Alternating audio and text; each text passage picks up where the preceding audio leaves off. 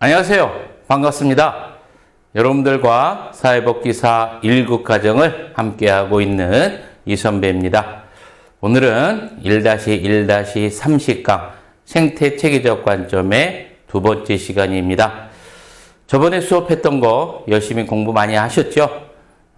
이 단원이 겉으로 보기에는 좀 어려운 것 같이 느껴지지만 이렇게 들여다보면, 공부하다 보면 상식적인 부분이 많이 있습니다. 쉽게 공부하고 또 어렵지 않게 공부할 수 있는 그런 단원이니까 열심히 공부해 보도록 합니다. 자, 그러면 우선 수업 들어가기 전에 여러분들이 이제 저번 시간에 배웠던 거 다시 한번 복습을 하고 넘어가도록 하겠습니다. 자, 생태체계적 관점에 대해서 이제 처음에 수업을 나갔었죠. 기본적인 거에 대해서 이제 이야기를 했었었는데, 생태체계적 관점이라는 것은 이제 일반 체계 이론하고 어떤 생태학이 합쳐진 거라고 했었어요. 그래서 이제 이런 생태체계적 관점 같은 경우는 개인 체계, 집단 체계, 지역사회 체계 등등등 다양한 체계에 적용이 가능하다라고 이야기했었습니다. 자, 그리고 이제 생태체계적 관점의 어떤 인간관에 대해서 공부를 했었었죠. 그죠? 이거는 생태체계적 관점뿐만 아니라 일반 체계도 마찬가지입니다. 인간관이라는 것은 환경 속의 인간이죠. 그죠? 한마디로 말해서 인간과 환경의 지속적인 상호작용, 그렇죠? 상호작용하는 그런 관계로 보았죠. 그래서 둘 간의 관계는 뗄래야 뗄 수 없는 그런 관계라고 얘기했었고요. 계속해서 순환하는 순환적 인간관계라고도 이야기했었습니다. 기억나시죠? 자, 그리고 이제 체계이론에 대해서, 일반 체계이론에 대해서 쭉 나갔었는데, 체계이론이라는 것은 사전적 의미는 어떻다라고 얘기했었어요. 부분의 합. 그죠? 그래서 일정 부분이 어떤 원리에 의해서 서로 이제 의존적으로 상호작용을 하는 그 전체를 우리는 체계라고 이야기했었어요. 그래서 개인 체계에서부터 가정 체계 등등등 많이 있다라고 이야기했었습니다. 이런 체계의 어떤 구조적 특성에 대해서 이제 살펴봤었는데, 특성에 대해서 이제 세 가지 이제 특성에 대해서 공부를 했었었죠. 오늘 이제 행동적 특성에 대해서 이제 공부할 텐데, 첫 번째가 이제 구조적 특성이었는데, 구조적 특성 같은 경우는 어떤 정태적인 특성이라고 얘기했었어요. 그렇죠? 정태적인 거, 머물러 있는 상태라고 했었었고요. 이제 크게 이제 개방체제, 폐쇄체제에 대해서 공부를 했었었죠. 개방체제 같은 경우는 말 그대로 어떤 거입니까, 여러분들? 외부와 자유롭게 이제 오고 가고 소통하고 이런 관계를 우리는 개방체계라고 얘기했었고요. 우리가 공부할 때 네겐트로피하고 그다음에 엔트로피 계속했던 거 중요하다라고 했던 거 기억나시죠? 그렇죠? 그럼 개방체계는 뭐라고 했어? 개방체계는 네겐트로피라고 얘기했었어요. 그리고 폐쇄체계는 뭐야? 외부와의 소통이 완전히 단절된 것. 그죠? 고립되어 있는 그런 체계를 우리는 폐쇄체계라고 얘기했었고요. 이거는 뭐야? 엔트로피 상태라고 얘기했었었죠. 그죠? 자, 그리고 경계에 대해서 얘기했었어요. 경계는 간단하게 어떤 체계의 어떤 테두리, 체계와 체계의 사이, 그거를 우리는 경계라고 얘기했었고요. 그 다음에 이제 공유에 대해서도 공부했었었죠. 공유라는 건 뭐야? 체계와 체계가 공존하는 장소라고 얘기했었습니다. 그죠? 일례로 들면, 우리 집안에서 공유 장소면 어디가 되겠습니까? 여러분들, 거실이겠죠. 거실. 그래서 엄마 방, 아빠 방, 아들 방 각각의 어떤 체계가 있고요. 하지만 거실 같은 경우는 누구의 지역도 아니잖아. 공유하는 그런 지역이잖아. 이렇게 공존의 장소를 공유라고 한다라는 것까지 공부했었습니다. 자, 그리고 이제 혼론에 대해서 공부했었죠. 혼론이라는 것은 이제 상위 체계이기도 하고 하위 체계이기도 되는 것, 체계가 그런 성질이 갖고 있다라고 했었죠. 이런 이중적 성격, 이런 갖고 있는 거를 혼론이라고 얘기했었고요. 자, 이렇게 해서 이제 구조적 특징에 대해서 딱 한번 다 살펴보고, 이제 진화적 특성에 대해서 살펴봤었습니다. 진화적 특성이라는 건 동태적 특성이라고 했었어요. 동태적이라는 거, 변화하는 거를 이야기하는 거죠. 변화하는 거 이야기한다고 했었고요. 제일 먼저 이제 균형에 대해서 공부했었죠. 그죠? 균형은 한마디로 말해서 여러분들 어떤 상태야? 엔트로피 상태죠. 그렇죠? 엔트로피. 어떤 상태? 폐쇄 상태야. 폐쇄 상태. 외부와 교류가 전혀 안 하는 상태. 그렇죠? 그래서 그냥 현상 유지하는 그런 상태. 이런 상태를 균형이라고 얘기했었습니다. 요 개념, 여러분들 균형과 항상성, 안정 상태, 요 세 가지 개념은 여러분들 꼭 잘 기억하고 넘어가야 돼요. 문제 자주 나오는 거예요. 그죠? 자, 그래서 균형은 여러분들 폐쇄 상태야. 엔트로피 상태. 항상성이라는 건 뭐라고 했었어? 항상성이라는 거다. 항상성이라고 하는 거는 균형 상태가 이제 위협을 받는다고 했어요. 균형 상태가 위협을 받았을 때 균형 상태를 유지하려고 하는 그런 성질이라고 했었죠. 그렇죠? 그래서 약간 어떻게 한 거야? 개방한 거.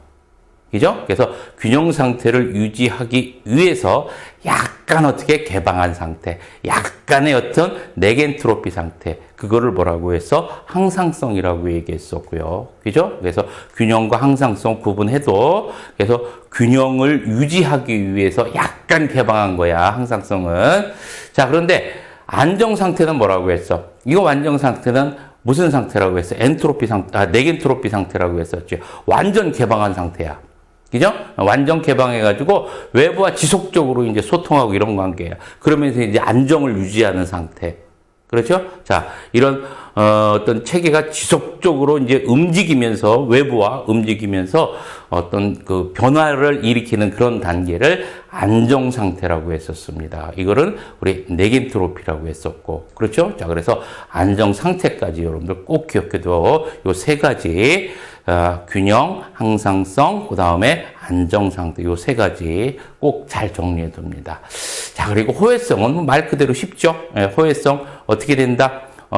체계가, 이거 하나가 변하면 다른 독도 어떻게 된다? 변화된다. 그거를 호혜성이라고 얘기했었고요. 그 다음에 이제 동등결과성하고 그 다음에 다중결과성에 대해서 공부했었었죠. 동등결과성이라는 건 어떤 거를 얘기하는 거예요?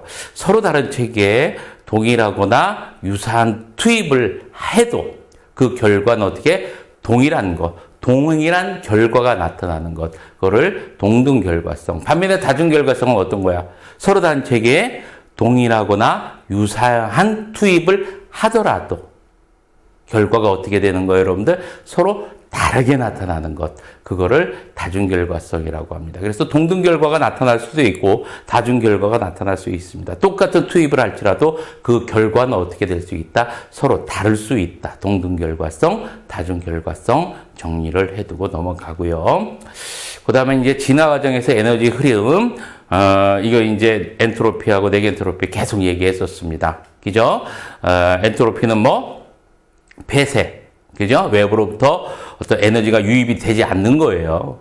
그래서 유입이 안 되다 보니까 내부의 에너지가 어떻게 돼서 전부 다 이제 소모되고 없어진 상태. 이거를 엔트로피 상태라고 했었고요. 그렇죠? 이렇게 엔트로피 상태에는 체계가 어떻게 된다? 무질서와 혼동이 온다. 반면에 이제 여러분들 네겐트로피 같은 경우는 어떻다고 했어? 개방 상태야. 그렇죠? 계속적으로 외부 어떤 에너지가 이제 계속해서 유입되어 오고, 어떤 이렇게, 소통되는 그런 상태를 네겐트로피 상태라고 얘기했었죠. 완전한 개방 상태. 그렇죠? 자, 그리고, 이런 어떤 네겐트로피 상태에는 체계가 계속해서 성장, 발달한다라고 이야기했었습니다. 그래서 네겐트로피하고 엔트로피하고 꼭 정리해 두고, 그죠? 자, 그래서, 이거 여러분들 시험 자주 나오니까 자꾸 헷갈릴 수가 있어. 그래서, 이 선배가 이제, 외우더라고 했죠. 앞에 자만 떠들어서. 그래서, 네 개 안 패. 네 개는 안 패요. 네 개는 안 패. 자, 그래서, 엔트로피하고 네겐트로피 정리를 해두고요. 그 다음에 이제 시너지에 대해서 했었죠. 시너지도 이제 일종의 무슨 상태예요? 개방 상태죠. 그죠? 개방 체계. 그래서 이제 내외부와 어떤 상호작용이 이제 증가한 그런 상태를 얘기하는 거고 했었고요.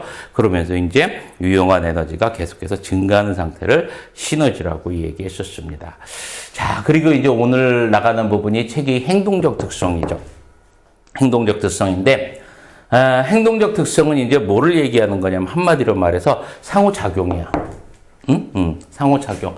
체계가 생존 변화 또는 성장하기 위해 내외부와 지속적인 상호작용을 하는 것을 우리는 행동적 특성이라고 합니다. 알겠죠? 그래서 행동적 특성, 뭐를 얘기한다? 지속적인 상호작용을 이야기한다. 이렇게 나오고, 제일 중요한 게 이제 요거죠. 예, 투입, 전환, 산출, 환류까지. 그렇죠? 자, 요거를 여러분들이, 잘 이해를 하고 넘어가야 되는데, 어려운 건 하나도 없어. 응? 하나도 없어. 그래서 한번, 잘, 이제 이 선배가 설명하는 거 잘 듣고 이제 이해하고 끝냅니다. 투입이라는 거는 뭐를 얘기하는 거예요? 투입이라는 건. 투입이라는 거는 한마디로 말해서 유입되는 거야. 체계 안으로. 그렇죠? 그래서 체계 안으로 유입되는 거를 우리는 투입된다고 합니다. 뭐가? 뭐 자원이라든지 에너지라든지 여러 가지 정보 등등등 이런 것들이 체계 안으로 유입되는 것. 환경으로부터 체계로죠. 환경으로부터 체계로 유입되는 것을 우리는 뭐라고 한다? 투입한다라고 얘기하고요. 이 여러 가지 정보가 유입돼 가지고 그거를 처리하는 거를 전환이라고 하는 거야. 알았죠? 적어줘야 되나 이거? 안 적어줘도 할 텐데 그냥 그래도 적어줄게요. 투입이라는 거는 한마디로 말해서 뭐 하는 거? 유입되는 거.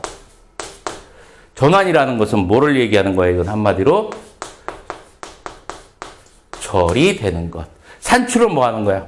산출이라는 거는 정보 처리 다 됐어. 그러면 그걸 어떻게 되겠어요? 이제 다시 환경으로 배출하는 것. 그거를 산출한다고 하는 거예요. 이 과정을 거쳐. 체계 안에서 투입, 전환, 산출을 거칩니다. 알겠죠? 그럼 환류는 뭐냐? 환류는 뭐냐면 산출해서 배출되는 게 있죠.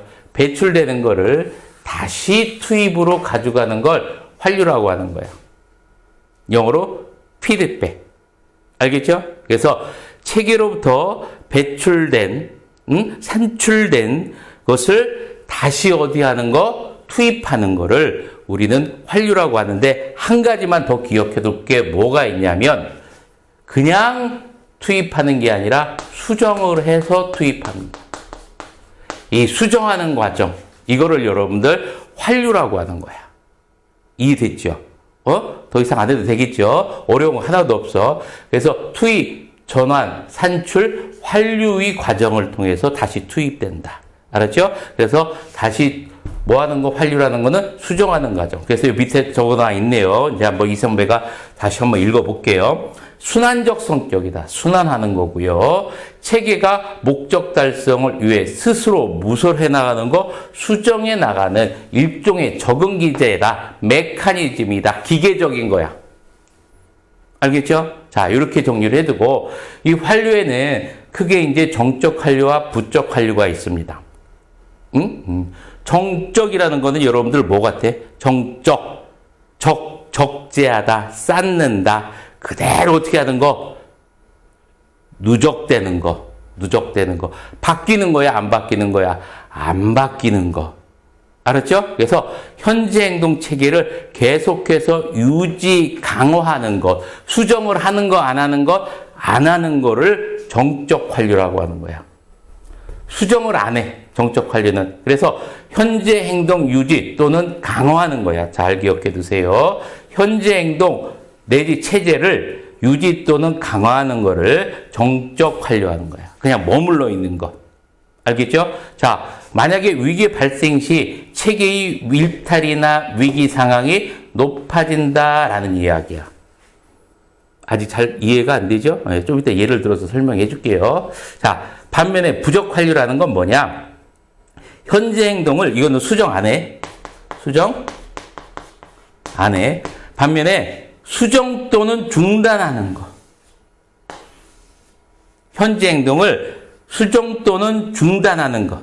이렇게 됐을 경우 위기 발생을 하면 일탈 행위나 위기 상황은 어떻게 될 수 있다? 줄어들 수 있다라고 합니다. 예를 들어서 설명을 해줄 테니까 여러분들 이해를 하고 넘어갑니다. 이해하면 돼. 어려운 거 없어. 정적, 누적, 부적은 감하는 거잖아. 감하는 거. 계속해서 이제 수정한다고 생각하면 돼요. 정적, 부적 정리를 해두고 정적, 부적. 자, 예를 하나 들어서 설명을 해주도록 할게요. 여러분들이 이제 딸내미가 하나 있어. 딸내미 얼마나 이쁘고 귀엽고 사랑스럽고 그렇습니까? 그죠? 이 선배는 딸이 없어서 늘 딸 가진 것만 보면 이제 너무 부럽고 그냥 막 그러는데. 근데 초등학교 이제 1학년 때부터 너무 이뻐가지고 통행금지 시간을, 이제 절대 하면 안 되잖아. 통행금지 시간을 10시로 이제, 절대 이제 10시 이후에 들어오면 안 돼. 너 혼나. 이렇게 얘기했어. 알았죠? 자, 그러는데 얘가 이제 커가지고 직장인이 됐어. 그런데도 이 통행금지 10시가 쭉 이어져 가는 거야. 이건 뭐야? 이건 정적 관리야. 바뀌는 게 있어, 없어? 없는 거야. 수정되는 거 없이. 그냥 그 행동 그 자체가 계속해서 이어지는 것. 이럴 경우엔 어떨 수 있다? 이 딸내미가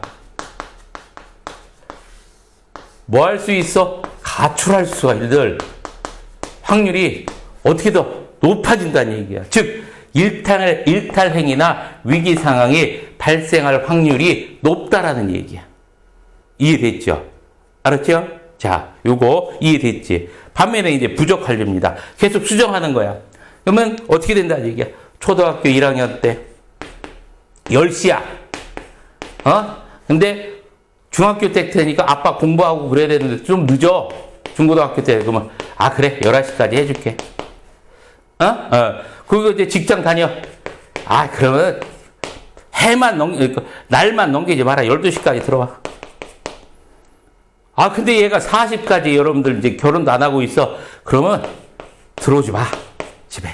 어떡하든 나가. 너 집에 들어오면 절대 안 돼. 이렇게 어떻게. 때때로 과정에 대해서 수정해 가는 거야. 이럴 경우에 일탈행위나 아니면 위기 상황이 발생할 확률은 어떻게 된다? 낮아진다라는 얘기야. 알겠죠? 이해됐습니까? 자, 그래서 여러분들 정적 환류, 부적 환류라는 거 하고 잘 정리를 해두고 넘어갑니다. 어려운 거 하나도 없죠? 어려운 거 없어. 그냥 이해하고 넘어가면 되는 거야. 알겠지? 자, 이렇게 해서. 자, 그러면 이제 다음 지나갑니다.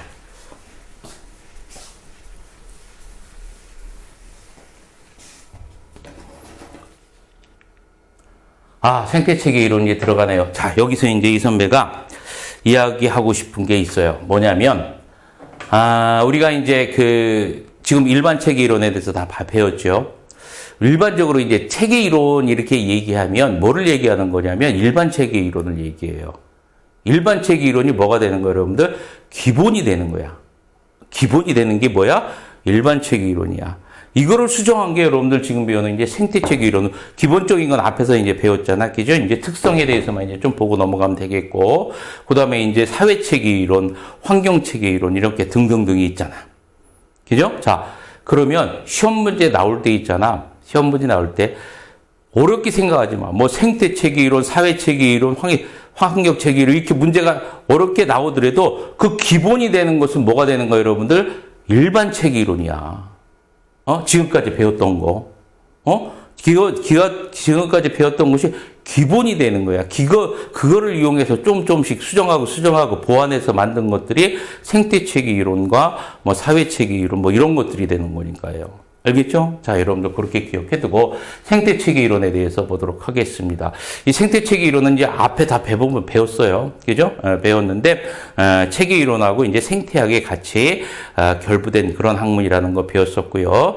그래서 어떤 체계와 환경과의 어떤 상호작용을 중요시하는 그러한 학문이기도 하지요. 그래서 생태학 이론과 일반 체계 이론이 같이 어떻게 된 거다, 여러분들? 결합된 학문이다. 자, 그리고 이제 거시 구성은 어떻게 되어 있냐면, 거시체계, 중간체계, 미시체계가 구성되어져 있고 서로 밀접하게 상호작용을 한다라고 합니다.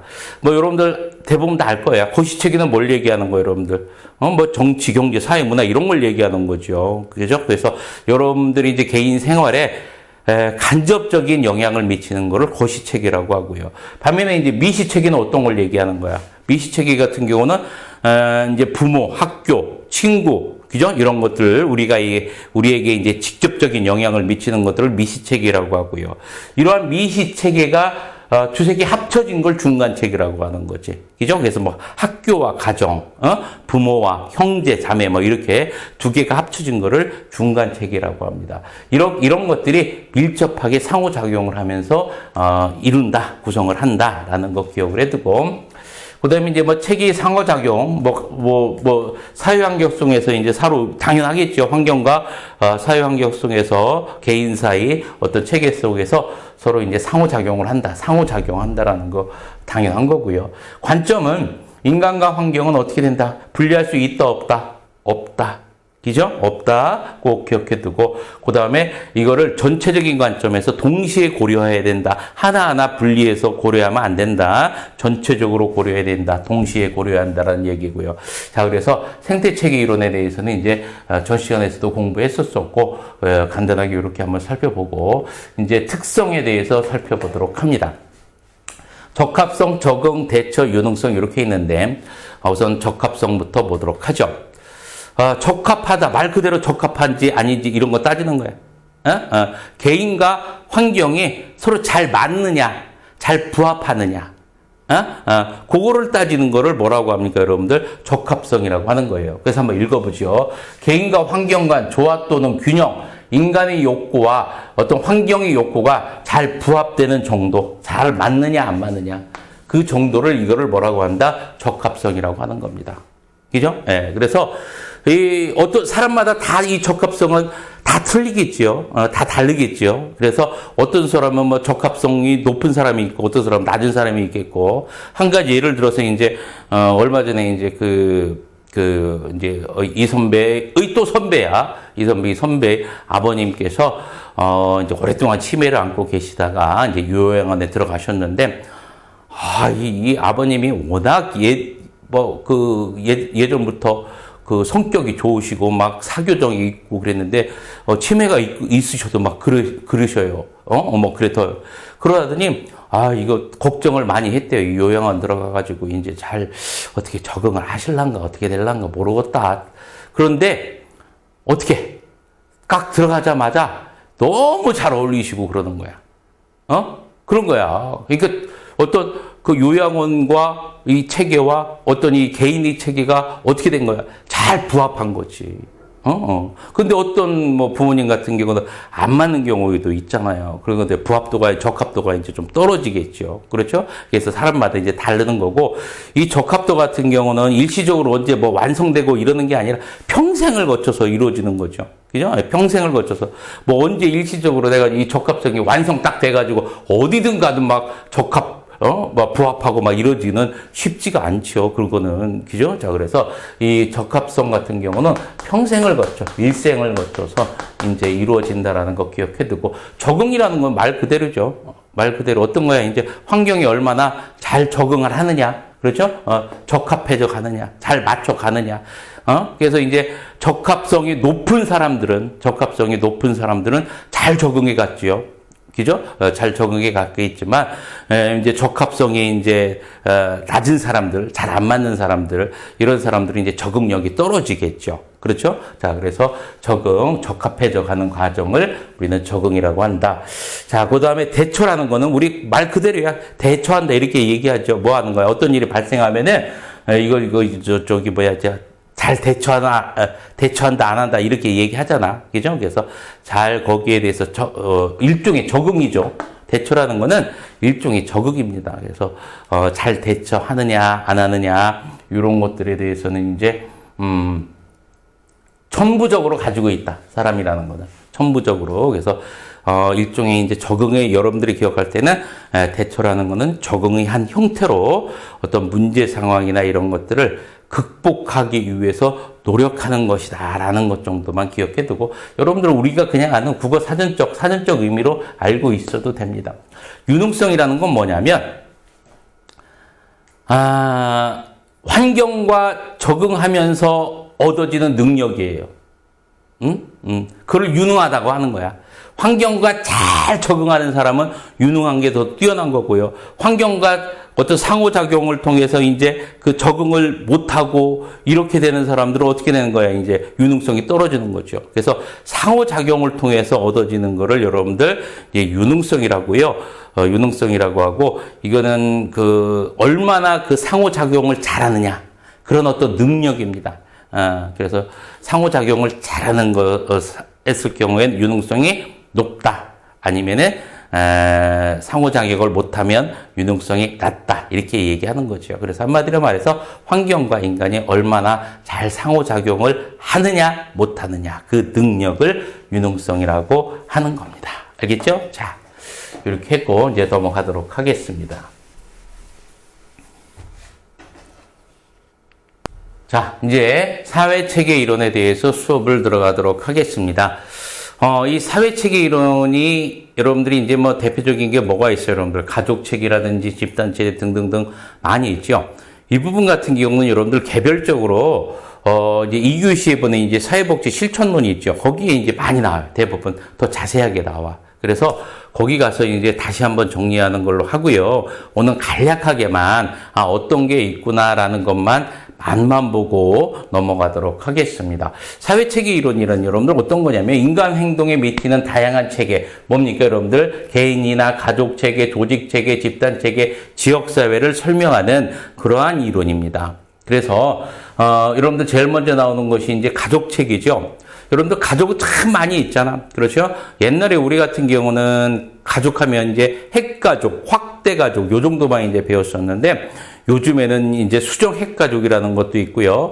또 이제 한부모 가족이라는 것도 있고, 뭐 다문화 가족이라는 것도 있고, 노인 가족도 있고, 그다음에 재혼해서 만들어진 계부모 가족이라는 것도 있고, 또 혈연으로 이루어지지 않은 혼합 가족이라는 것도 있어요. 이렇게 다양하게 가족 형태가 만들어지고 있습니다. 알겠죠? 자, 그렇게만 여러분들 기억해두고, 우선 뭐 바커라는 분은 가족에 대해서 이제 정의를 하셨는데 뭐라고 했는지 한번 읽어보도록 하겠습니다. 서로에 대한 의무를 가지고 함께 거주하는 일차적 집단이다. 일차적 집단. 좀 이따 이제 나오니까 그때 가서 다시 한번 설명해 보도록 하고요. 이 가족의 경계가 나옵니다. 가족의 경계는 크게 외부 경제와 그 다음에 이제 내부 경제로 나뉘어지죠. 외부 경제라는 거는 뭐를 얘기하는 겁니까? 이제 외부와 어떤 소통이 있느냐 없느냐 이런 거를 이야기하는 거고, 내부 경계라는 건 안에서, 가족 안에서 이루어지는 거를 이야기하는 거죠. 뭐 부부 있고요. 그죠? 그 다음에 이제 자녀들 중에서도 이제 딸들끼리, 아들끼리, 아니면 시부모만 있으면 시부모끼리 이렇게 서로 어떻게 되어 있습니까? 내부적으로도 경계가 이루어지고 있죠. 그렇죠? 자, 그래서 이렇게 외부 경계와 내부 경계로 나뉘어진다라는 거 기억을 해두고, 제일 먼저 이제 외부 경계는 개방형입니다. 개방형이라는 것은 말 그대로 어떤 겁니까, 여러분들?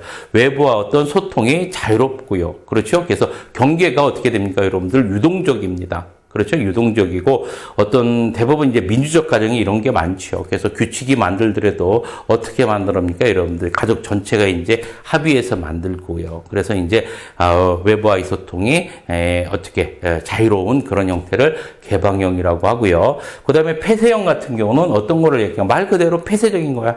단절되어 있는 거야. 그렇죠? 외부와 소통이 안 되는 그런 가정을 폐쇄형 가정이라고 얘기하고요. 일반적으로 이제 우리 이제 그 권위적인 가정, 아빠의 말이 곧 법인 그런 가정을 이제 폐쇄형이라고 하죠. 요즘에는 여러분들이 이제 아빠가 꼭 이렇게 권위적이고 그러진 않아요. 그렇죠? 대부분 이제 어머니들이 그렇죠. 나는 그렇다라고 생각을 해. 예. 자, 그리고 이제 임의형이라는 거는 뭐를 얘기하냐면 어떤 경계가 중요하지 않은 그런 형태를 얘기합니다. 그렇게 외부와의 어떤 소통 여부에 따라서 세 가지로 나눈다라는 것 정도만 여러분들 기억을 해두고, 이제 내부 경계와 하위 체계 보도록 하겠습니다. 내부 경계라는 거는 뭐를 얘기하는 거죠? 아까 얘기했지만 부모, 그 다음에 이제 그 형제, 딸들, 아들들, 이제 시부모 이렇게 요 각각의 것들을 뭐라고 하는 거야? 하위책이라고 하는 거야.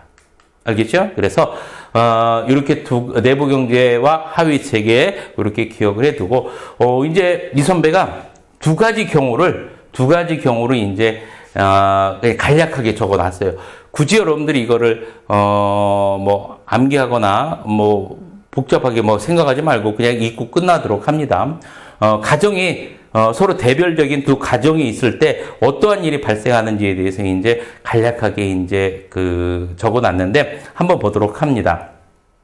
지나치게 강한 결속성에 따른 구속 이렇게 나왔죠. 이럴 땐 획일적인 감정과 생각을 강요할 수 있다 이렇게 나옵니다. 말 그대로 지나치게 강한 결속력이 있는 그런 집안이에요.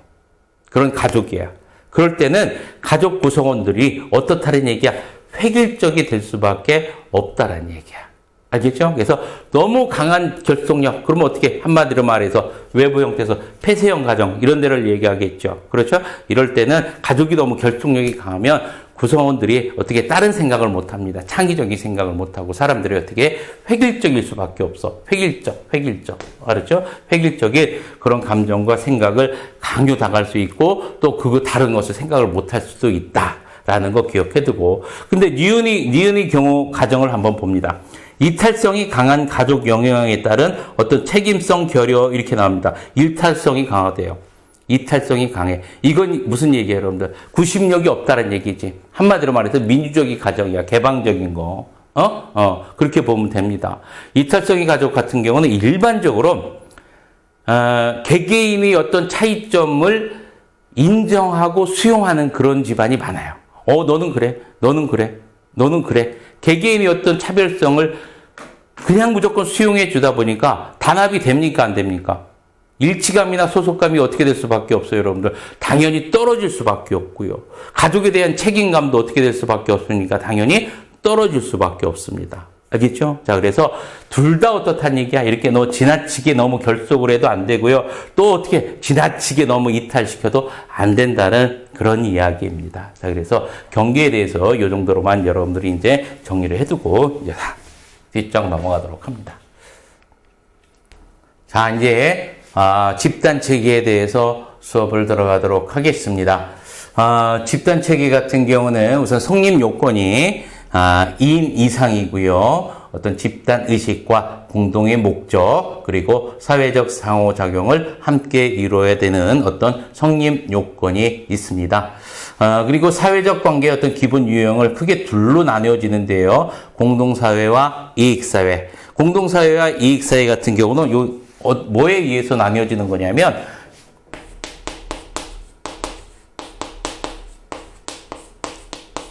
결합 의지에 의해서 구분이 됩니다. 결합 의지에 의해서. 공동사회 같은 경우는 여러분들 어떤 본능적 의지에 의해서 자연 발생적으로 만들어진 그러한 사회를 공동사회라고 하는 거예요. 그래서 대표적으로 뭐를 들 수 있냐면 이제 촌락이라든지 가정이라든지 이런 거를 이야기할 수가 있겠고요. 이익사회 같은 경우는 결합 의지가 선택적 의지예요. 인위적 의지. 선택적으로. 내가 고를 수도 있고 안 고를 수도 있고 그런 걸 이익사회라고 합니다. 대표적으로 뭐가 될 수 있겠어요, 여러분들? 회사 같은 거. 그렇죠? 그 다음에 이제 정치하시는 분들은 이제 정당 같은 거, 이런 것들을 이제 이익사회라고 하는 거죠. 그래서 공동사회와 이익사회는 어떤 결합 의지를 갖고 있느냐. 공동사회는 무슨 의지, 여러분들? 공동사회는 본능적 의지. 그죠? 그 다음에 이제 이익사회는 무슨 의지? 선택적 의지. 알았죠? 자, 이렇게 기억해두고. 그 다음에 이제 집단에 따른 사회적 유형 나옵니다. 자연 발생적으로 만들어진 집단은 1차 집단이라고 하고요. 임의적으로 만들어진 집단을 2차 집단이라고 이야기하죠. 이거는 여러분들이 어디서 많이 봤어요? 여러분들 사회 시간에 많이 배웠죠? 그래서 1차 집단의 대표적인 게 가정에 대해서 아마 배웠을 거고, 2차 집단은 여러분들 회사에 대해서 아마 이야기했을 겁니다. 자, 그리고 이제 집단의 유형에는 개방 집단과 그 다음에 폐쇄 집단과 가업 집단, 자조 집단, 치료 집단 이렇게 있는데 나중에 다 나옵니다. 나중에. 그래서 간략하게만 보도록 할게요. 개방 집단이라는 거는 뭐냐면 여러분들 이것도 무조건 나중에 지금도 그렇고 외울 필요 없어. 개방 집단이라는 건 말 그대로 가입 탈퇴가 자유로운 거야. 마음대로 들어갈 수 있고 마음대로 나올 수 있고 그걸 생각해서 문제 풀면 대부분 다 풀려요. 알았죠? 그래서 인원도 어떻게 되는 거예요, 여러분들? 무제한으로 구성되어 있고 이런 것들을 개방 집단이라고 이야기하는 거고요. 폐쇄 집단이라는 것은 이렇게 어떻게 가입 탈퇴가 마음대로 할 수 있어, 없어? 없어요. 구성원이 정해져 있어. 알았죠? 이거를 폐쇄 집단이라고 하는 겁니다. 자, 과업 집단이라는 건 뭘 얘기하는 거냐면 가업 달성이 목적인 거를 이제 과업 집단이라고 이야기하는 거고요. 그 다음에 자조 집단이라는 것은 뭐를 얘기하는 거냐면 공동 관심사에 따라서 만들어진 그런 집단을 자조 집단이라고 하는 거예요. 그래서 자조 집단과 이제 치료 집단을 잘 구분을 해줘야 되는데 자조 집단 같은 경우는 주도를 하는 게 누가 주도를 하냐면 비전문가가 주도를 합니다. 그래서 자기 스스로 어떤 문제를 풀어가게 만들어진 그런 집단이야. 비전문가가 주도를 하고 전문가가 개입을 안 합니다. 그래서 사회복지사는 직접적인 개입을 안 해요. 어떤 집단을 만드는데 이런 데만 이제 간접적인 관여를 하지. 사회복지사 같은 경우 전문가죠. 전문가가 어떤 직접 개입을 하지 않는 그런 거를 자조 집단이라고 합니다. 반면에 치료 집단 같은 경우는 이제 전문가가 개입을 하죠. 그죠? 그래서 이제 뭐 성원이 사회 정서적 욕구에 대한 만족도를 증가가 목표인 그런 집단은 이제 치료 집단이라고 하는 건데 일반적으로 이제 자조 집단 같은 경우는 이제 뭐 이제 암 환자라든지 이제 알코올 중독자분들 이런 분들이 이제 중심으로 하는 거고요. 이제 치료 집단은 이제 치료 목적이 되겠죠. 그래서 치료 집단에는 뭐 지지 집단, 교육 집단, 치유 집단, 사회화 집단, 형성 집단 이렇게 이런 것들이 있는데 나중에 한번 이제 쭉 한번 다시 볼 기회가 있을 겁니다. 이제 그때 가서 다시 한번 보도록 하고 자, 집단 체제에 대해서도 이렇게 정리를 한번 해 보았습니다. 자, 그러면 이제 뒷장 넘겨서 본격적으로 문제를 풀어보도록 하겠습니다. 101번 봅니다. 문제 풀 때, 이 선배가 항상 중요한 건 뭐라고 했었습니까? 문제를 통해서 뭘 한다? 기출문제를 통해서 시험 경향을 파악할 수 있어야 돼. 그거는 스스로 파악해야 돼. 내가 이건 이렇다라고 이야기해서 그게 아니라 스스로 내가 내적으로 그거를 깨달아야 되는 거야. 알았죠? 그래서 기출문제 단원을 공부하면 꼭 기출문제도 꼭 풀어봐야 됩니다. 자, 그런 문제 한번 보도록 합니다. 101번. 사회체계 이론에 관한 설명으로 옳은 것입니다. 옳은. 인간 행동은 단일 체계에 의해서 결정된다 나오는데 인간 행동은 어떻다 하겠어? 다양한 체계 간의 상호작용에 의해서 결정된다라고 얘기했었죠. 그렇죠? 자, 그럼 1번은 틀린 거야. 2번. 인간 행동을 원인과 결과라는 단선적 관점에서 이해한다고 했어요? 아니죠. 우리 앞에서 배웠어. 미시체계. 미시체계라네. 일반 체계 이론에서 뭐라고 해서 순환적 인간관계라고 얘기했었죠. 그렇죠? 그래서 환경과 인간의 어떤 순환적 인간관계, 그래서 단선적으로 이해한다. 아니, 틀린 거고요.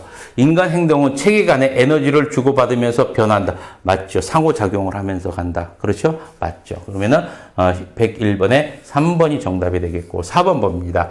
체계의 한 부분의 변화는 다른 부분에 영향을 미치지 않는다가 아니라 미친다. 무슨 성? 호혜성 미친다고 얘기했었죠. 자, 그 다음에 5번. 거시체계는 인간이 가장 밀접하게 상호작용하는 가족, 친구, 학교, 직접적으로 영향을 미치는 걸 무슨 체계라고 했어? 거시체계가 아니라 미시체계라고 얘기했었죠.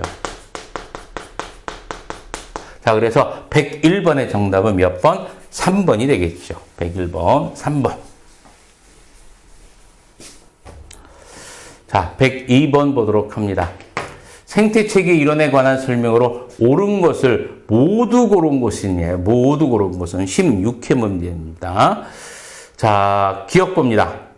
체계 이론과 생태학적 관점을 통합한 이론이다. 정확하게 얘기했네요. 자, 두 번째, 인간과 환경은 분리할 수 없으며 동시에 고려해야 된다. 맞죠? 적합성이란 체계가 균형을 위협받을 때 이를 회복하려는 경향을 말한다 나오는데 적합성이라는 거 무슨 뜻인지 좀 전에 했었죠. 환경과 개인이 얼마나 적합한지를 적합하다라는 것을 이제 말하는 거라고 얘기했었고요.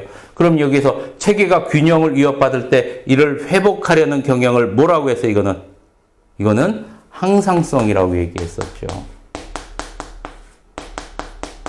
그렇죠. 이거 꼭 기억해 두라고 해서. 자, 그래서, 디귿 우선 틀렸고.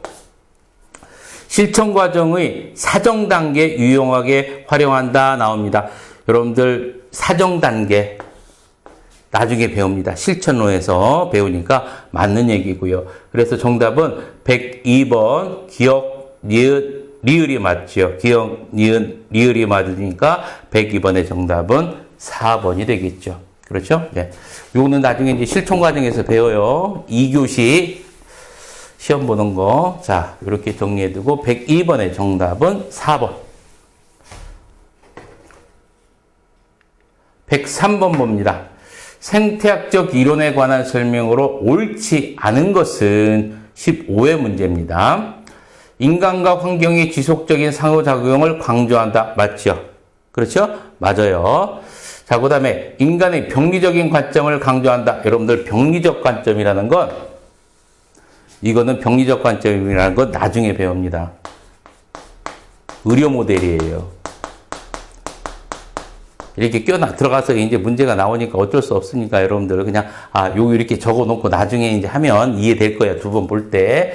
그리고 3번 봅니다. 적합성이란 인간의 욕구와 환경이 부합되는 정도. 그렇죠. 인간과 환경의 부합 정도. 그거를 적합성이라고 얘기했었고. 4번. 인간은 자신의 요구에 맞게 환경을 만들어내기도 한다. 맞습니다. 그렇죠? 예, 맞고요. 인간의 생활상의 문제는 전체 생활 공간 내에서 이야기한다. 그렇죠. 인간과 생활이 상호 좋아하니까 개개인으로 개별적으로 하지 말고 어떻게 뭐라고 했어요? 여러분들 전체적으로 파악하라고 했었습니다. 그래서 정답은 옳지 않은 것은 몇 번? 103번에 2번이 되겠죠. 아이고 이게 떨어졌네. 자, 그러면 104번 문제 보도록 하겠습니다.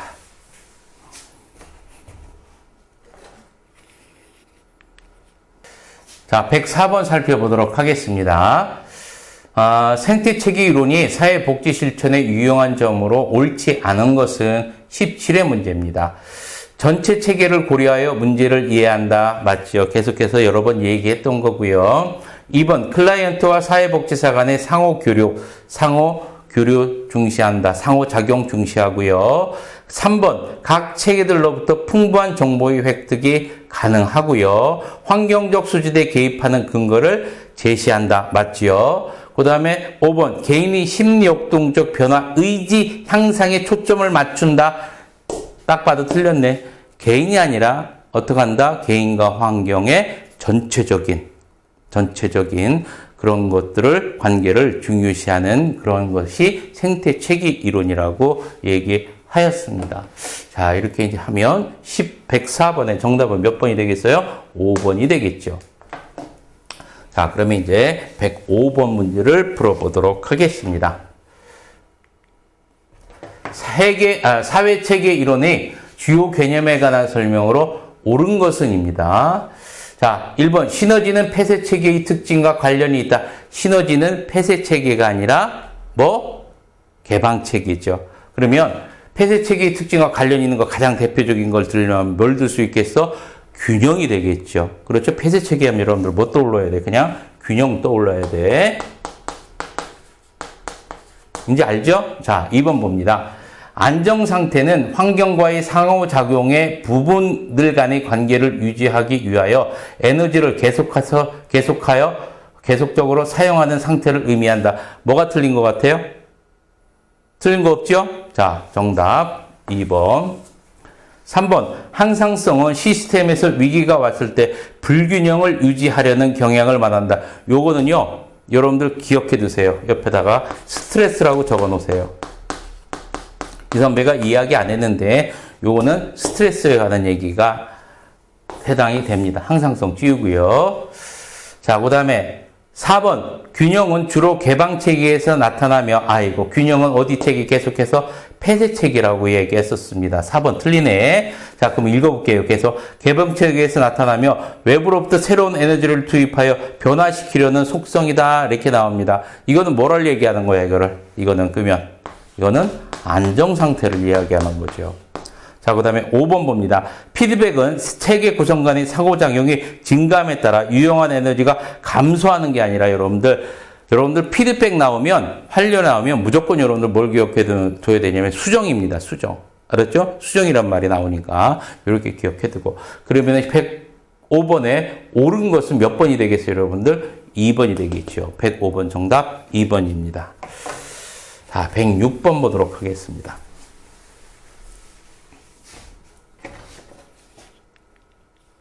자, 106번 보도록 하겠습니다.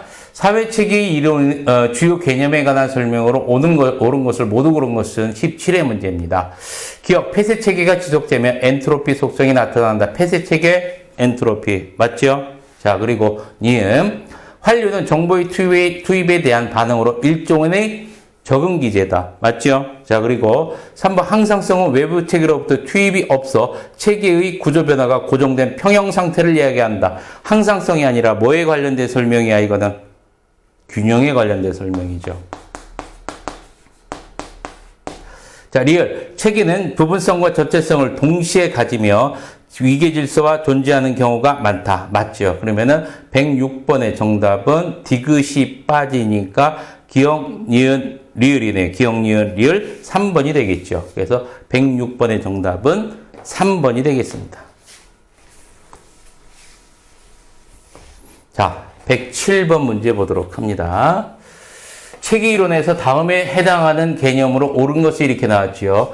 외부 환경과 에너지의 상호 교환이 이루어지지 않은 채 고립되어 다른 체계로부터 투입도 없고 다른 체계로 산출도 전하지 못하는 체계이다. 무슨 체계입니까? 이거 그냥 답 나오죠. 무슨 체계? 폐쇄 체계. 그렇죠? 107번의 정답은 2번.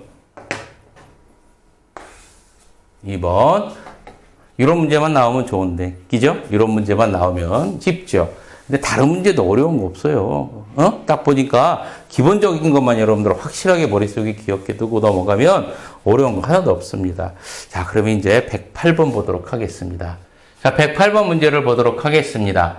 생태체계 이론의 유용성에 관한 설명으로 옳지 않은 것은 21의 문제입니다. 1번, 문제에 대한 총체적 이해와 조망을 제공한다. 맞고요. 2번, 각 체계들로부터 다양하고 객관적인 정보의 획득이 용이하다. 맞지요? 3번, 각 환경 수준별 개입의 근거를 제시한다. 맞고요. 구체적인 방법과 기술 제시에는 한계가 있다. 기억해 두세요. 5번, 개인보다 가족, 집단, 공동체 등의 문제에 적용하는데 유용하다. 개인보다가 아니라 개인뿐만 아니라가 되겠죠. 자, 그러면 108번의 정답은 몇 번? 5번이 되겠죠. 자, 그러면 이제 109번 문제 보도록 하겠습니다. 생태체계 이론의 주요 개념에 관한 설명으로 옳은 것은 21의 문제입니다. 시너지는 폐쇄체계 내에서 시너지 폐쇄체계 그냥 틀렸네요. 시너지는 무슨 체계예요, 여러분들? 개방체계지. 그지? 자, 그리고 2번 봅니다. 엔트로피는 체계 내 질서, 형태, 분화 등이 정돈된 상태다라고 나오는데 엔트로피는 여러분들 무슨 상태야? 폐쇄적인 거지. 그렇지? 그래서 무슨 상태? 무질서와 혼동. 그리고 혼동. 자, 3번. 항상성은 모든 사회체계의 기본 속성으로 체계의 목표와 정체성을 유지하려는 의도적 노력에 의해서 수정된다. 이렇게 나오는데, 맞아요? 이게 수정된다 나오니까 여러분들 항상성이 아니라 이건 뭐가 되겠어? 피드백이 되겠죠. 그렇죠? 그러면은 3번도 틀린 거고, 4번, 피드백은 체계의 순환적 성격을 반영하는 개념으로 안정 상태를 유지하는 데 필요하다. 맞고요. 그 다음에 5번, 적합성은 인간의 적응 욕구와 환경 자원의 부합 정도로서 특정 발달에 성취한다. 특정 발달이 아니라 어떻게 이루어진다, 여러분들? 평생, 일생 동안에 이루어진다. 성취된다. 자, 그러면은 109번의 정답은 4번이 되겠죠.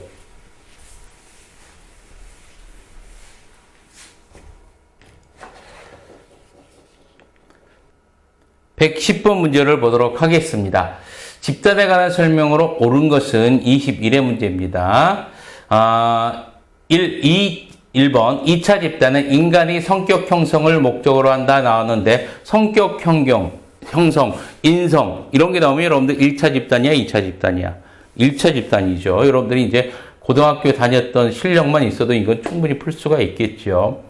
2번 개방 집단은 구성원의 개별화와 일정 수준 이상의 심도 깊은 목적 달성에 적합하다 나왔는데 개방 집단이라는 거는 여러분들 앞에서 배웠지만 탈퇴와 가입이 자유롭죠. 막 사람이 유동적으로 자주 바뀌다 보니까 심도 높은 어떤 대화나 어떤 깊은 관계를 맺을 수 있을까요? 없겠죠. 그렇죠? 자, 그러면 2번도 틀린 거고요. 3번 구성원이 상호작용이 중요하므로 최소 단위는 몇 인이다? 4인이 아니라 2인이죠. 형성 집단은 특정 목적 없이 만들 수 있다. 형성 집단은 일종의 치료 집단이라고 얘기했었습니다. 일정 목적이 있어야 되겠죠. 자, 집단 활동을 통해 집단에 관한 정책성인 우리의식이 형성이 된다. 맞겠지요. 맞는 게 이것밖에 없네. 그럼 110번의 정답은 5번이 되겠죠. 자, 여기까지 이제 생태체계적 관점, 그래서 일반 체계 이론과 그다음에 이제 생태체계, 그다음에 이제 사회체계에 대해서 이제 쭉 다 봤습니다. 어떻게 보면은 처음 봤을 때 좀 어렵게 느껴질 수 있지만 이제 기출 문제나 아니면 내용을 보면 계속해서 중복된 문제들이 계속해서 부분이 기출 문제에 계속해서 나오고 그래요. 그래서 필수적인 단어는 여러분들이 어렴풋이 알고 있으면 안 됩니다. 확실하게 머릿속에 기억을 해두고 있어야지 이제 실질적인 점수에 반영이 되는 거예요. 알겠죠? 자, 그래서 자, 오늘 여기까지 이제 수업을 했습니다. 자, 고생 많이 하셨고요. 다시 한번 쭉 한번 훑어보면서 마무리하도록 합니다. 자, 고생하셨습니다. 자, 오른손 들고 다 함께 한번 외쳐봅니다. 자, 뭐를 외쳐야 될까요? 파이팅을 외쳐야죠. 하나, 둘, 셋, 파이팅!